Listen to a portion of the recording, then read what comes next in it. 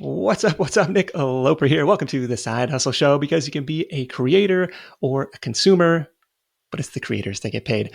On the docket today, the ladders of wealth creation, how you can level up your earning power following a simple framework, and why chasing so-called passive income streams right out of the gate might be a recipe for disappointment.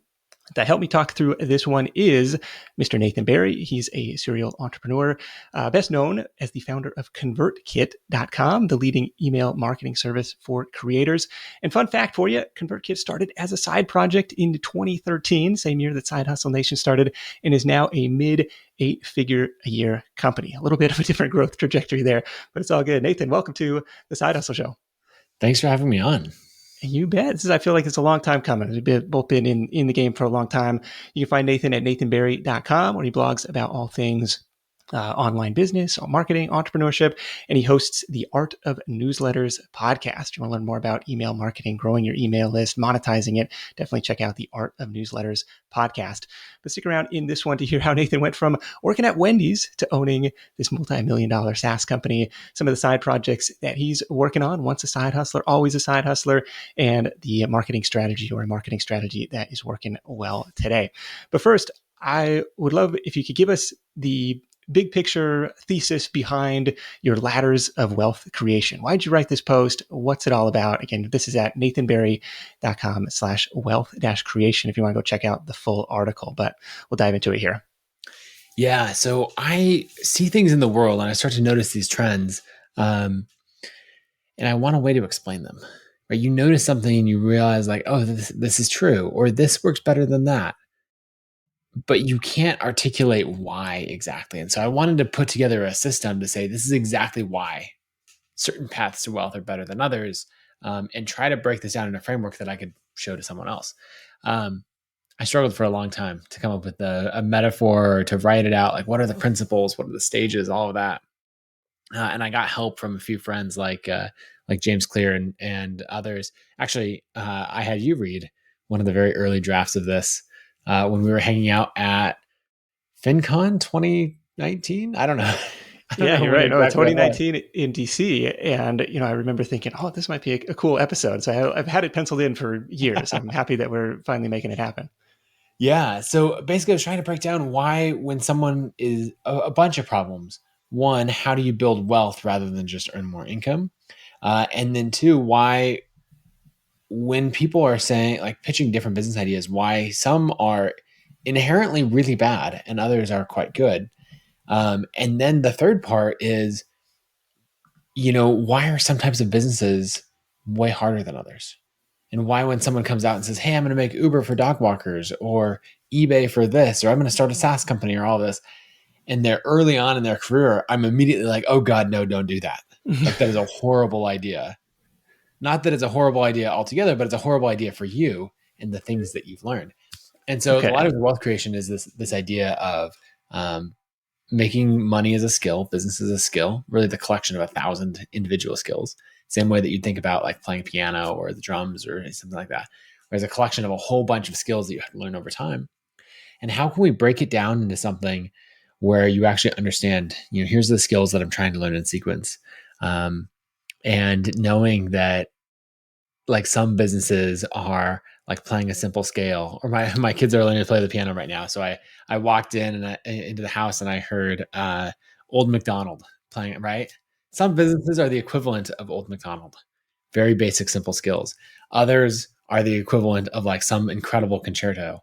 And it's like, don't sit down and try to dive right into the hardest version. And so the ladders of wealth creation is really trying to break that down into a bunch of the individual skills, how you learn them in sequence, and giving a framework to building wealth rather than it feeling like it's luck or chance.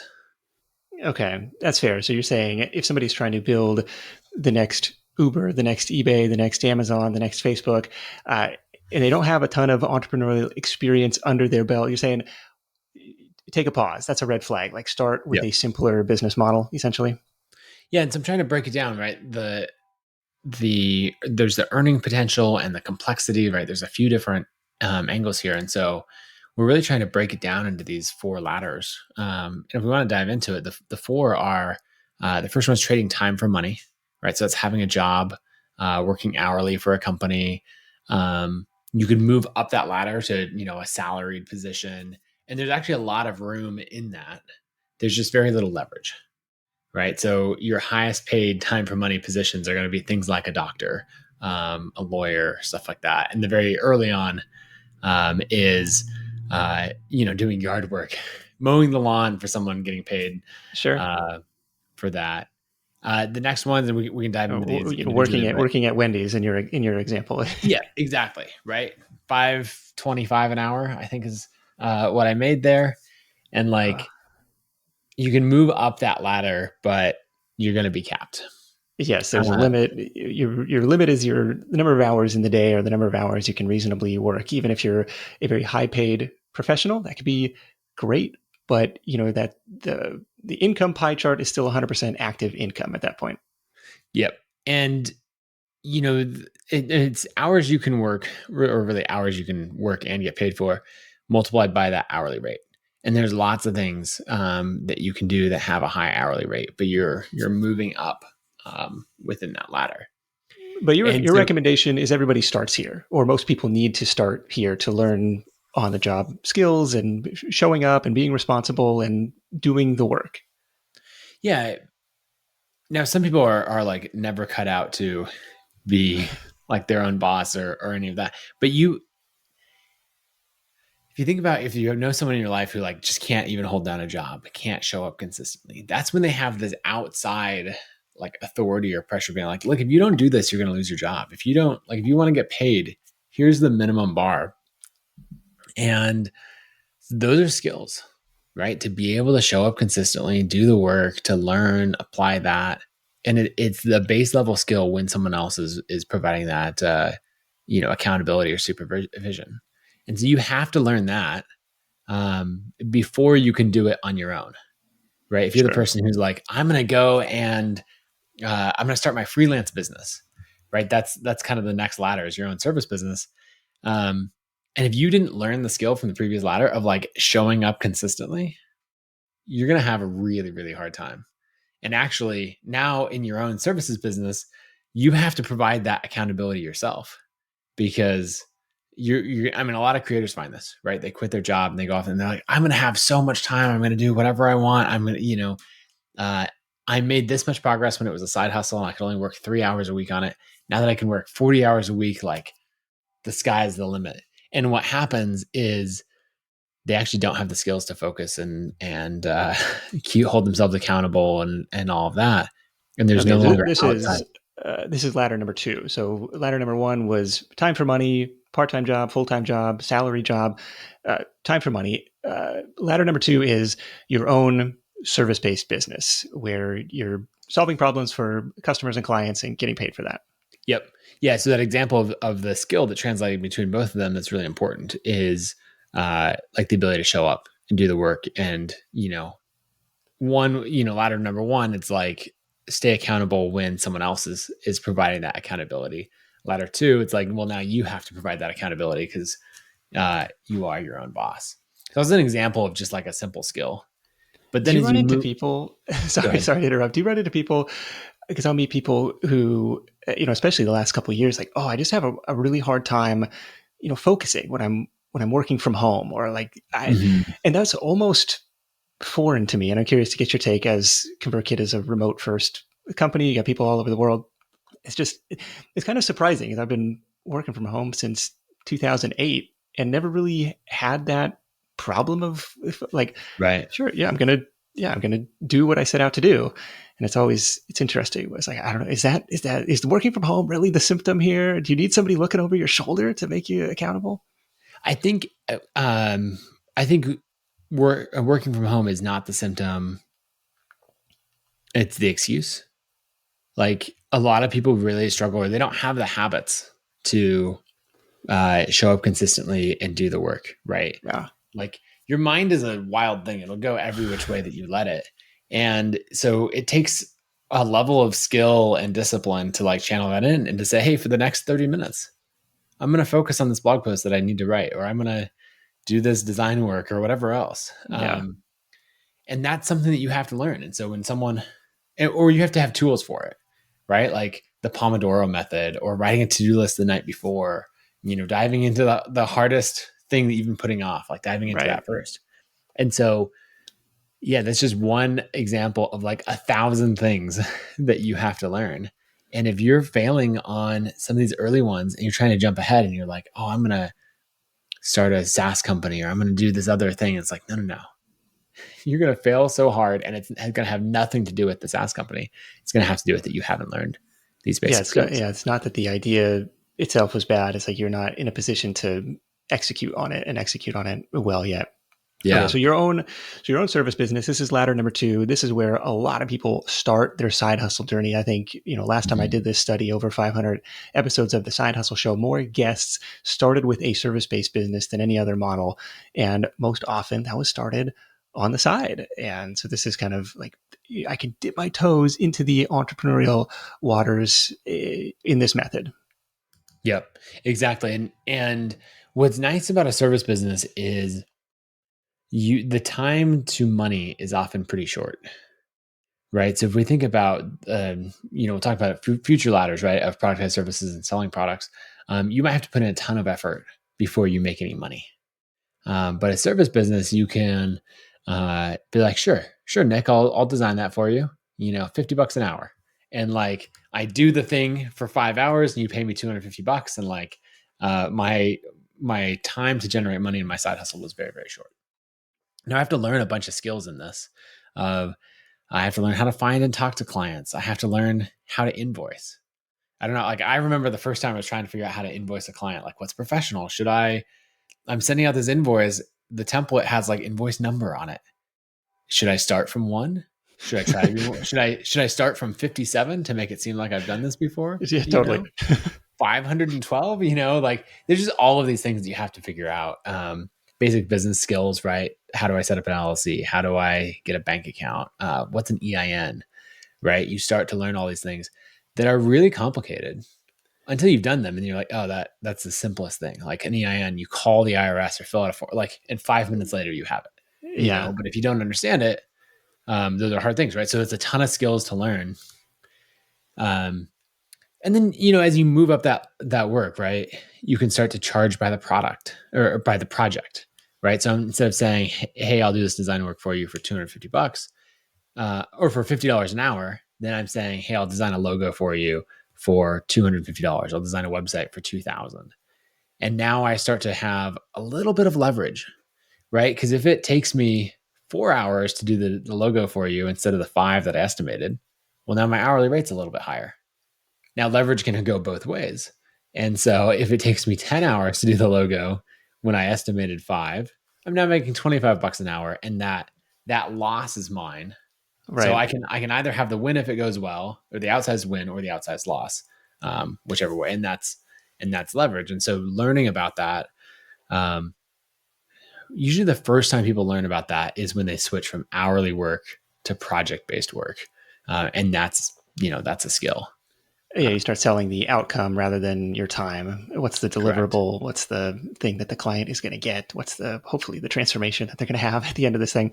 So, Yeah, so and then what the was the top of that ladder business? Oh, go is ahead. the top of the ladder is just your own service business, or is sorry, your own service business where you're managing a team doing work for you, right? And so I'm now leading a team of designers, in my web design business, right? I've got a couple designers, developers, and all of that, right? And there's so many things. How do you hire? How do you do payroll? How do you um, uh, like hold people accountable, make sure the business is profitable, that you've got to deal with at that scale, that you Right. How do have you to learn mind for your everything in the future. margins?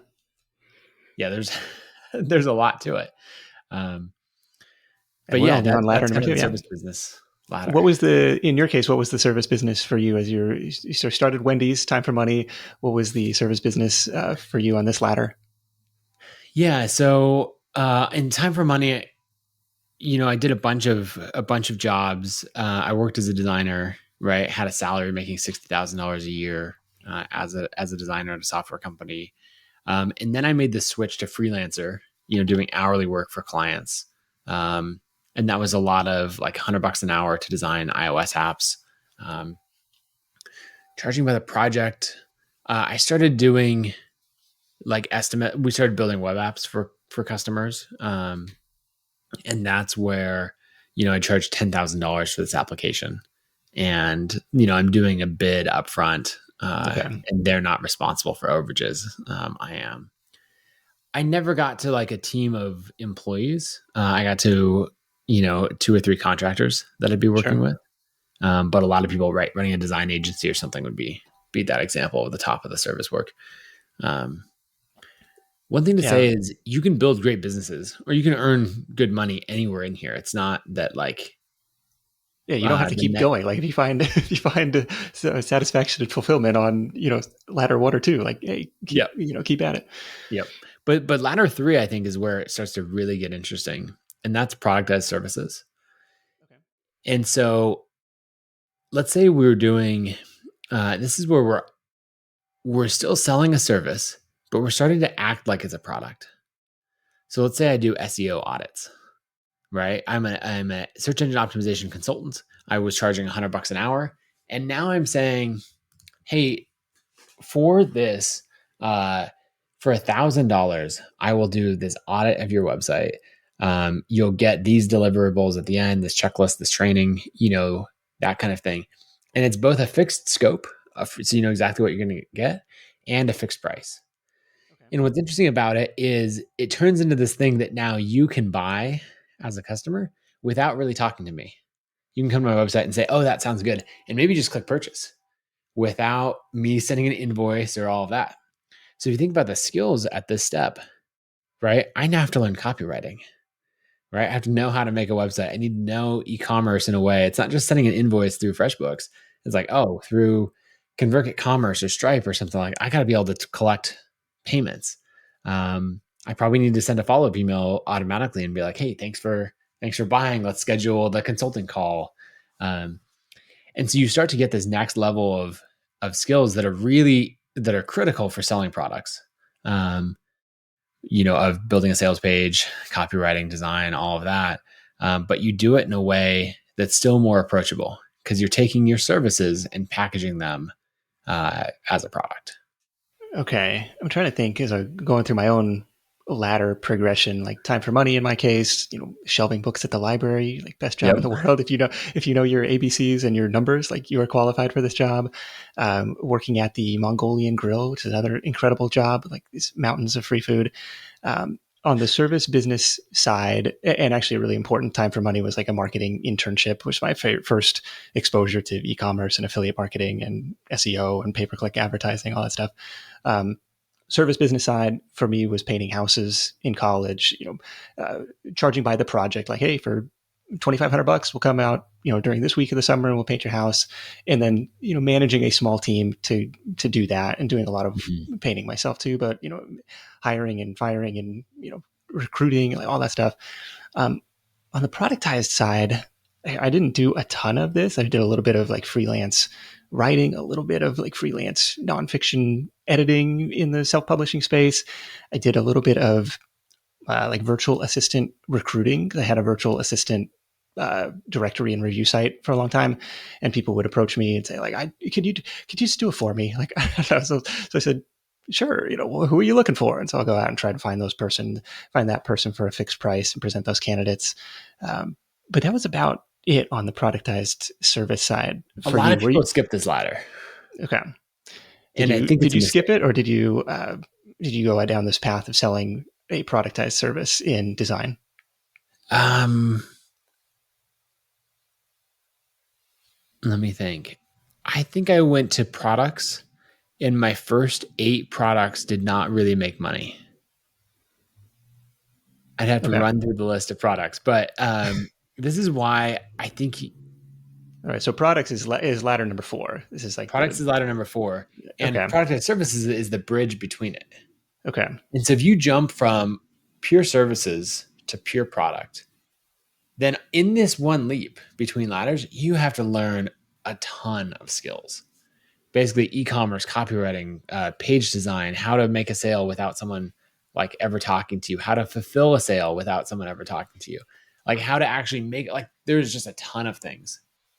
And so with the productized services step, you can learn probably a third of the things you need to make that leap. and still make money, right? If you talk to people who make their first product and it didn't go anywhere, one of my first was WordPress themes. Okay. I was building and selling WordPress themes. I sold $72 worth of WordPress themes Nice. from that. Did not work. Did not get traction. You look at the hourly rate, total disaster. Probably $4 an hour. I don't know. Probably less. Um, and it's because I mean there's so many. I didn't know how to capture attention without talking to someone. I didn't know how to like actually make a sale effectively on the internet. And I think Okay. had I done productized services, I would have saved myself. It still would have been pain. I was gonna say it would have saved myself a lot of pain. It still would have been painful, Like but in that case, it could have been like theme design for somebody or a correct. package of okay for still doing client work, but in a Yeah, it's still client work, but it's packaged up. Hey, I will design your WordPress theme for you for $1,000. gotcha. Okay. You could buy this off the shelf, or I'll do customization. Right? I'll take any I don't know Woo themes or Revolution or what like Genesis theme, and I will build this for you. Like I'll customize it to your look for X price. Um, so you can do a lot of things, and you can learn those lessons. And basically, your goal is to learn in a profitable way. If you make a huge leap, you're going to spend all this time learning, and you're not going to get paid for it for a long time. And if you don't have more money coming in, that can be really challenging. And so this is like, okay, how do we get money coming in consistently and get paid for it? Yeah, I love that. Learn in a profitable way, and I'll have to dig up the link to this guy's Twitter thread I found recently, and it was about how I made, I think it was like 10 grand on Fiverr learning this new video editing skill. Like, hey, this was a skill that I wanted to learn, started out with a really low price, and sure enough, my hourly rate for those first projects were pretty bad, but over time I Right. got faster and faster, and I learned this new skill along the way, and I made some money doing it, learning in a profitable way. But let's go to ladder number 4. This is selling products, digital products. I'm imagining courses, books. Yeah, I don't know what else falls under this. Software, of course. Yeah, software definitely does. All kinds of things, even selling on Etsy, right? It could be, handmade products. It's a little closer to a productized service since it's not like make something once and selling it a whole bunch of times. Um, but really, here's where you start to get leverage. And you have leverage on two sides. One, you can make sales without ever talking to people. So you start to get to the point like an ebook. If I make an ebook, it's the same amount of work for me if I sell one copy or 1,000 copies. Now, that's pretty amazing. Well, again, leverage cuts both ways. It's both horrible because I could write an ebook and spend hundreds of hours on it and sell one copy. And that's really, really common. Or I could spend hundreds of hours and sell 10,000 copies and be like the next case study that everyone should follow. So, yeah, there's all kinds of products, and there's a huge amount of nuance and complexity in it, right? If I'm selling a product of, I'm a designer and I'm like, hey, here's my Photoshop templates. I'm selling a byproduct of something that I already do professionally. It's easy to fulfill. There's not a lot of support. Someone might be like, oh, hey, could you add this to a future version?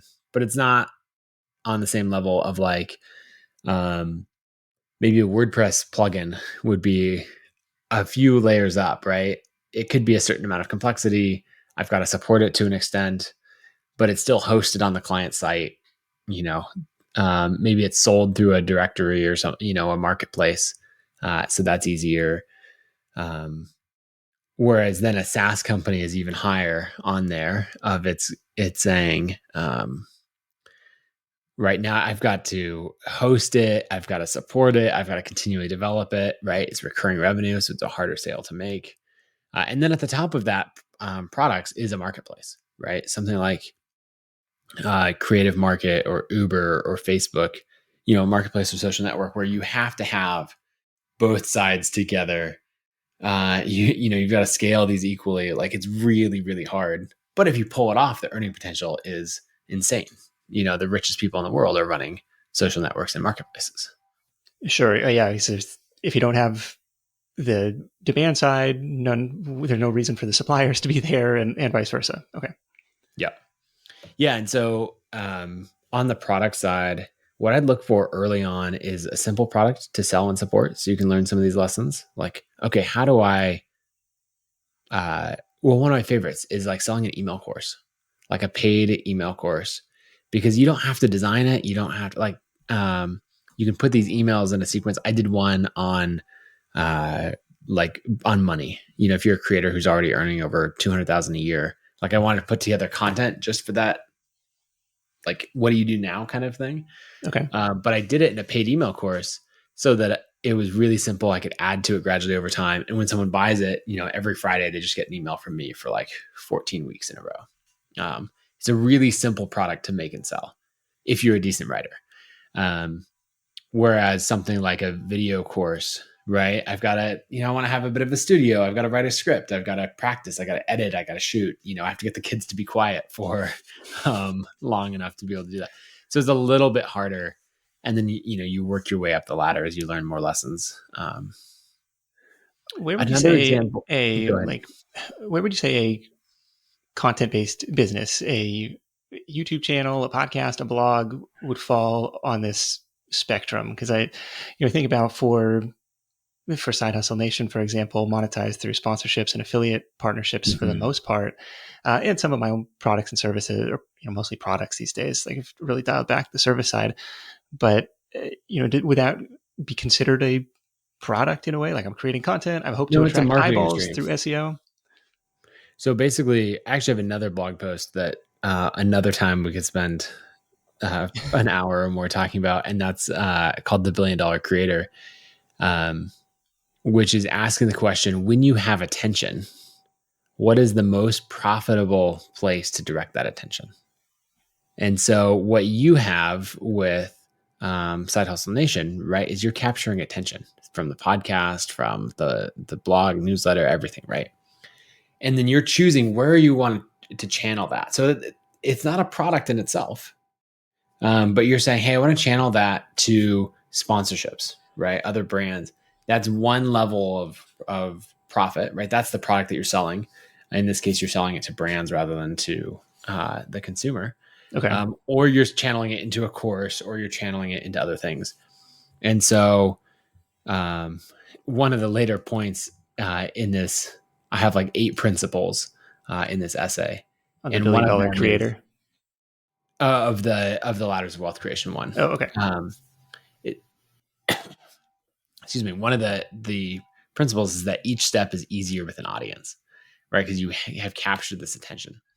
So really, the audience is that you're talking about is the attention, and then you choose what product you want to channel that attention to, and it doesn't have to be one; it could be many. Um, uh, but yeah, there's a lot of different directions there. And so the $1 Billion Creator essay is basically saying what's the highest ROI that you could possibly do. And the short version of it is channeling it to a product where you own substantial equity. Think like Dr. Dre creating Beats by Dre. That's something he's making billions of dollars off of selling a headphones company versus making millions of dollars making and producing music. Okay. Yeah. A You step go up into the value chain. Sure. Yeah, exactly. Um, but in your case, once you have attention, then you choose what you channel it into, and there's varying levels. Most people, in the blogger content creation space, find that some combination of books, courses, or memberships are the highest ROI place to channel that attention.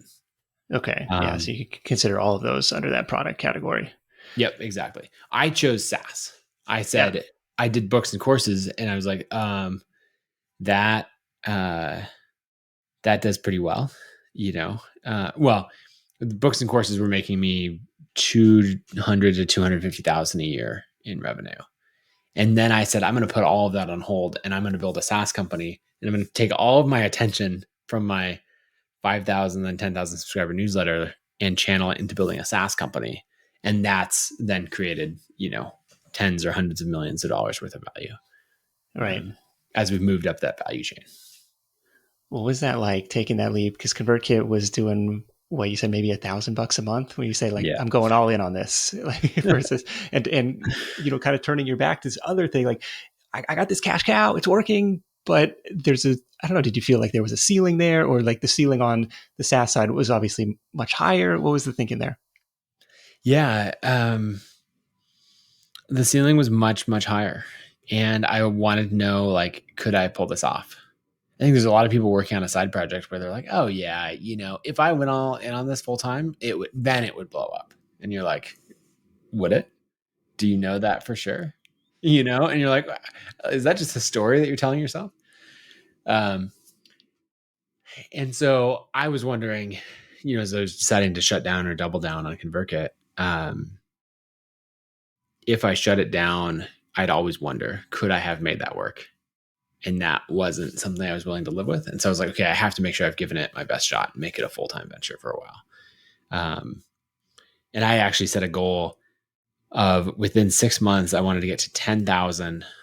So 2 years in, I was like, shut it down or double down. I decided to double down. I'm like, okay, in 6 months, I'm going to go from 1,500 a month to 10,000 a month in revenue. And that'll be proof that doubling down worked. Sure. And if it doesn't hit 10,000 a month, then I'll shut it down.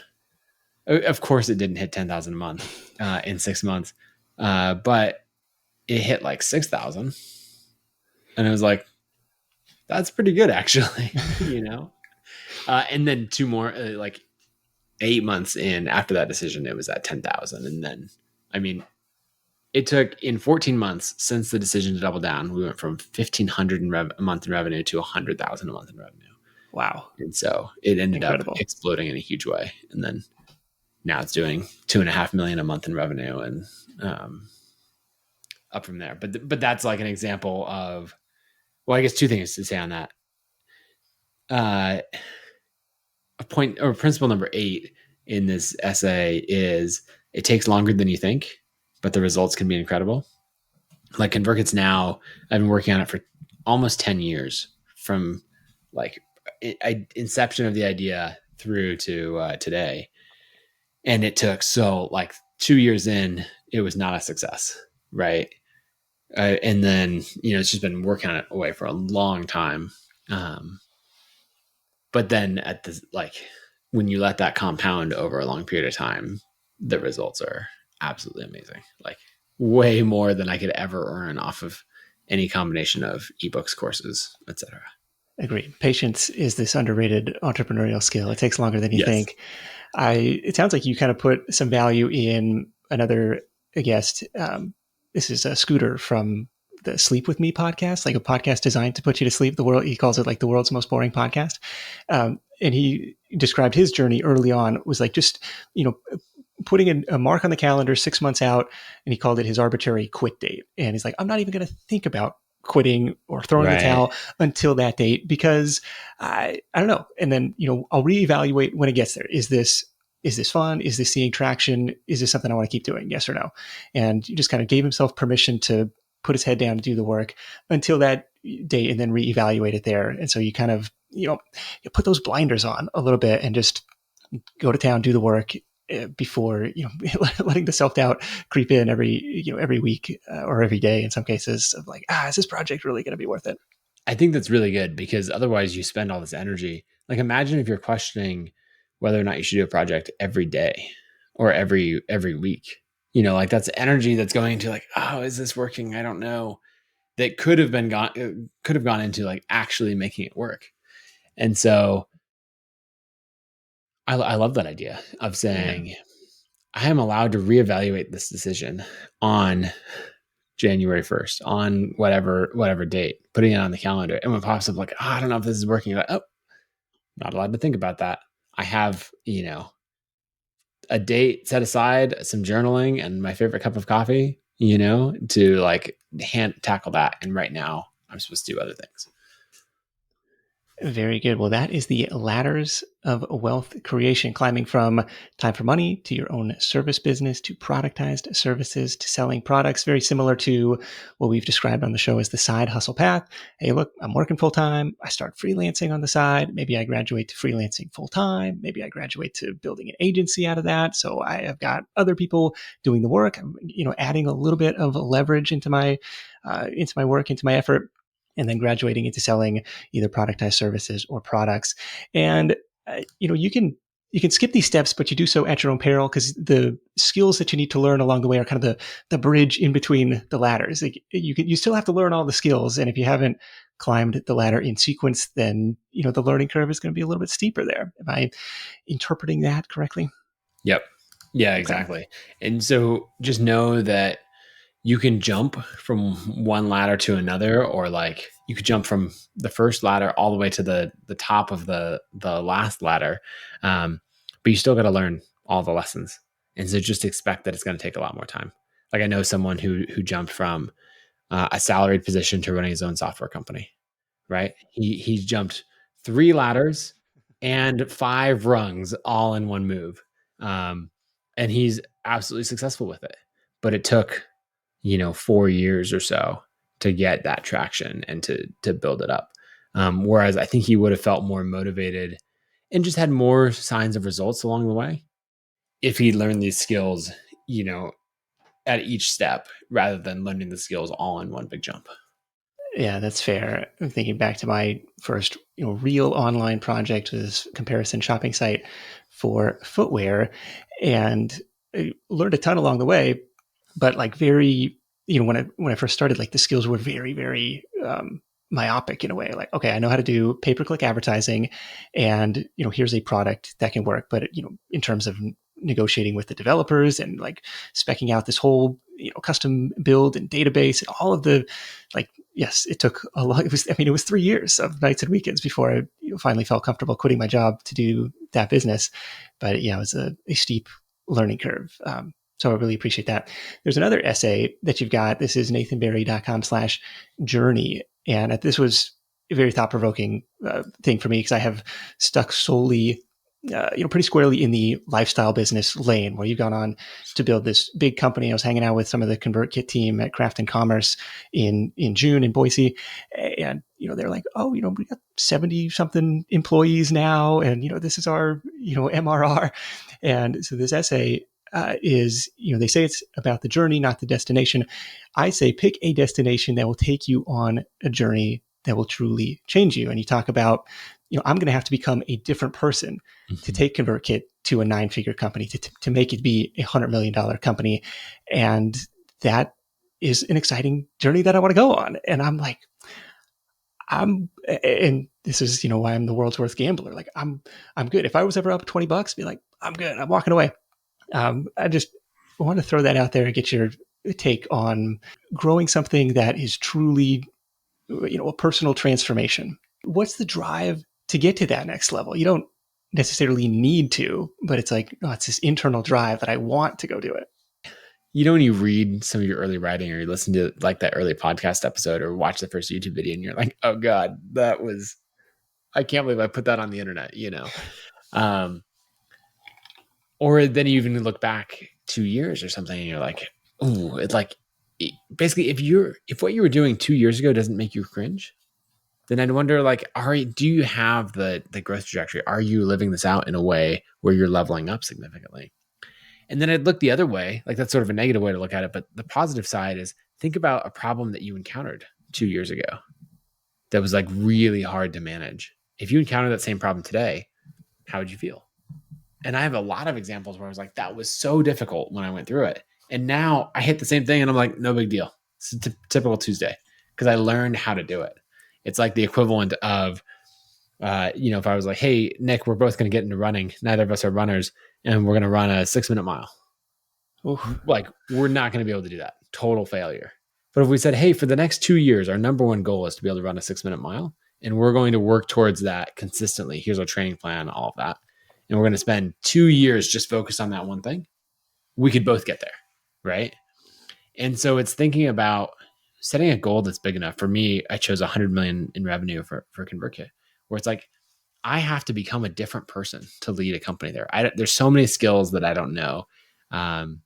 There's so much like stress and anxiety that it would cause because I don't yet have the level of resilience. And so I'm like, how can I chip away at these individually and build it over time and set a goal that's big enough that I know I'll be a different person. I think back to our very first team retreat. We had 21 team members gathered in McCall, Idaho, and we're sitting in this living room of like a big cabin that we rented. And I was just like, oh, it's so great to have everyone together for the first time, and I'm like looking around. This is great. There's little side conversations going. I'm like, someone should, like, who's going to say something and like get this started, And then I realized like, oh, me, that's me. Like I'm the I gotta be the guy. CEO. Yeah. It's my job to step up in front of all of these people and actually lead something. And I felt anxiety. I was scared. Like I am, uh, like I'm a learned extrovert. I'm much more introverted normally, but I've learned a lot of skills to be able to do that. Um, just last week we had a team retreat. It was our 10th in-person team retreat. The team's grown from 21 people at the first retreat to almost 70 at the most recent one.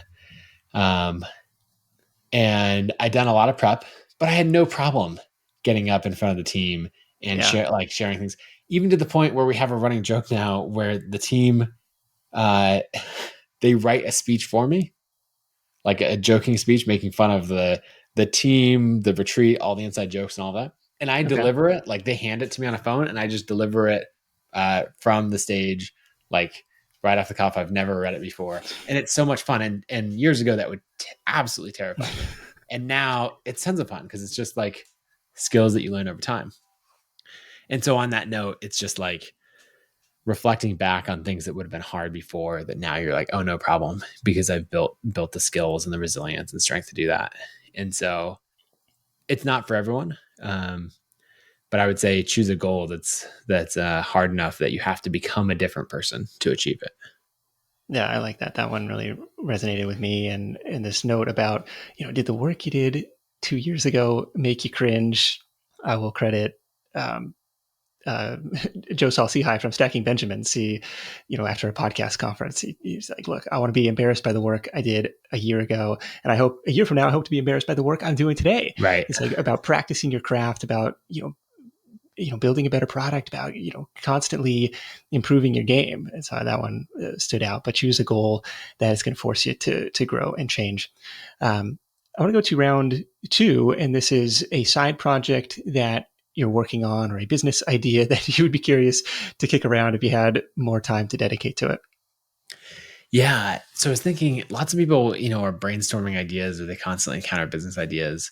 And I think as an entrepreneur, you're supposed to be like the type of person who always sees ideas. And I don't know that I am. Um, we were joking before being on like Sam Parr's My First Million podcast. Um, they're always throwing out ideas, and I'm like, that's not me. But I do have these series of things that when I think of it, I execute on it in some way. Um, a couple examples. One is people would always ask, if you weren't running ConvertKit, what would you build next? And I was like, oh, I'd build a better way to sell digital products.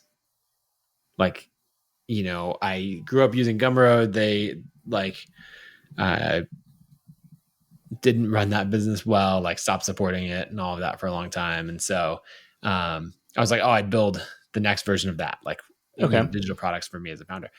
And then I just went and did that inside of ConvertKit, and that's ConvertKit Commerce. And so a lot of these things I end up building inside of it. Another example would be talk to a lot of creators who wanted a much better way to sell sponsorships, right? And they're like, I have this 20,000 subscriber email list and I want to monetize through sponsorships, but I don't want to do any of the work. And so then that became another ConvertKit product called the ConvertKit Sponsor Network. A random thing tying it back into the ladders of wealth creation. I did not pick up on this, but at Craft and Commerce, I this last year, I delivered, my keynote talking about like announcing the sponsor network and talking about the marketplace and how it works. And my younger brother, the next day, told me, "Hey, your ladders of wealth creation post?" And I was like, "Yeah, what about it?" He's like, "What position does SaaS have on that post?" And I was like, "I think I have it second from the top of the productized or of the product ladder." And he's like, "Yeah, what's above it?" And I was like, "Social networks and marketplaces." And he's like, "Yep, you just announced a marketplace." Yeah. Right, of building a whole team to match up a huge number of creators with a huge number of brands and make that all work. And it was just fascinating to me that he's like, I thought it was just an amazing business, and I was like, let's dive in. And he's like, yeah, the earning potential is so high, and you already have it positioned at the very top of the ladder. But we could only do that once we had, 40,000 creators paying for ConvertKit and relationships with all these brands. So we don't have that cold start problem in a marketplace. Right. So anyway, those are two things initially that I'm doing, and we could dive into more. But I'm curious for your Yeah. thoughts on those.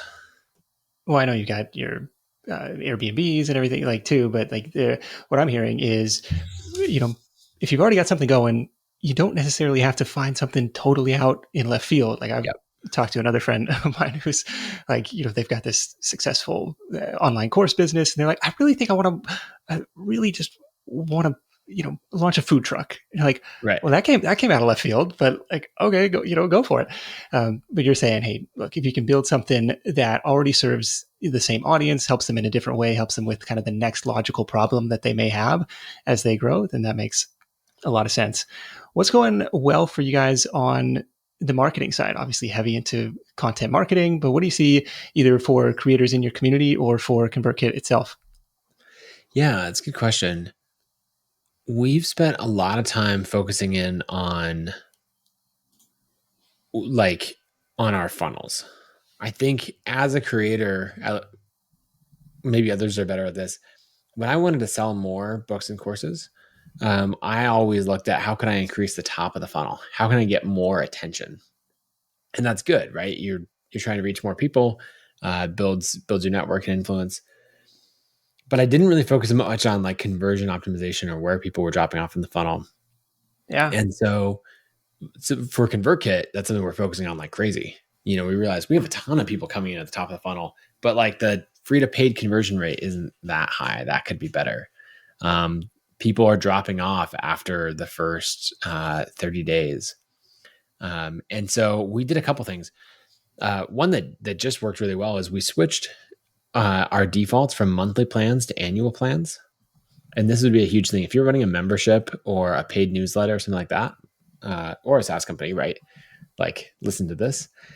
So we just changed the default on the pricing page from monthly by default to annual by default. And that took our split from 4% signing up for annual plans up to 14%. Wow. And so that's a big jump, right? Like that was Jeez. fantastic. Yeah, that's We that's saw it show noticeable. up right away in churn and retention numbers as well, right? Like those people 3 months in, 6 months in, a lot more of them were sticking around. And so that was a big jump. We then changed like deeper in our funnel when you're adding a credit card. We tweaked that page to like recommend an annual plan more. And that took it from like it had been bouncing around to that 14% up to 17%. And that second change jumped it to 28%. Wow. And so if you're thinking like, oh, you know what? Users will just choose whatever's best for them when they want to buy. I don't need to push them to like one plan or one package of a product versus another. Uh, just in small tweaks, we went in the last year from 3.5%, 4% of customers sign up for annual plans to now 28%, and that's going to have a huge effect in the business. Yeah, that's awesome. Kind of what I'm hearing is stop the leakage in your funnel, or try and Mm-hmm. tweak the different variables. Like I know Perry Marshall would call it the tactical triangle of traffic, conversions, and economics. It's like, okay, if I can tweak that conversion thing, how can I make more from the same traffic that I already have? I already done the effort to get the attention of these people. But how can I do a better job of making sure I serve them where they're at? Yeah. Well, and take like a membership or a paid newsletter as an example. The churn on those tends to be really high. Someone says like, "Oh, I want recurring revenue, so I'm going to switch to this model, and I'm going Yeah. to charge $10 a month."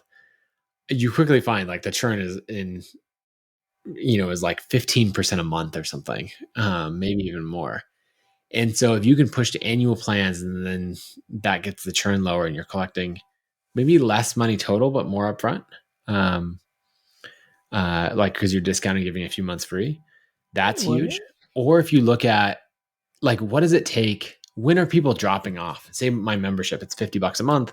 Um, when are people dropping off? Like by month 3, they're not really interested. So what can I do in an automated way to really engage them at that point? So I can say, um, what if at month 2, I'm automatically pairing them with another community member who they should know? Something like that. Like really focusing on those ideas. It just reduces the decision fatigue of seeing that hit the credit card statement every month. Like, oh, is this something I'm really using? If I Right. can just make that a once every 12-month decision versus every month, that makes a lot of sense, especially at a lower, relatively lower price point. Yep. Absolutely. Well, very cool. So you've got the sponsor network now built inside ConvertKit. Really cool feature there. Anything else that you're working on? What's got you excited these days? We're just constantly trying to improve ConvertKit. I'm also using it, myself for a side hustle on a local newsletter from Boise.com. So we can talk about that at some other time. But yeah, it's just constantly growing the team. Now my time is spent like recruiting execs and recruiting engineers and like building the team rather than the individual things. But one fun ConvertKit thing for anyone listening who uses it or is thinking about using it is we have an overhaul of our like email design and email template editor coming out really soon, and so that's been 2 years in the works or something like that, and the early beta testers have been really excited. So it's really just like keep focusing on the product, keep improving it, and show up every day. Well, very good. This has been awesome to chat. Lots of notes taken during this call about, choosing a goal that's going to change you, about leveling up your skills to level up your income, you know, being somewhat embarrassed, cringeworthy about the Yes. work that you were doing a couple years ago. Like, hey, look, am I still dealing with the same problems I was dealing with 2 years ago? I'm not. I'm not growing. I'm not leveling up. But in any case, Nathan, thanks so much for stopping by. Thanks for sharing your insight. Thanks to Hulu for sponsoring this week. You can get your business in front of a targeted audience through Hulu's streaming ad service for as little as $500. Check it out at huluadmanager.com/stream. That is it for me. Again, you can find Nathan at nathanbarry.com, convertkit.com. Thank you so much for tuning in. Until next time, let's go out there and make something happen. And I'll catch you in the next edition of The Side Hustle Show. Hustle on.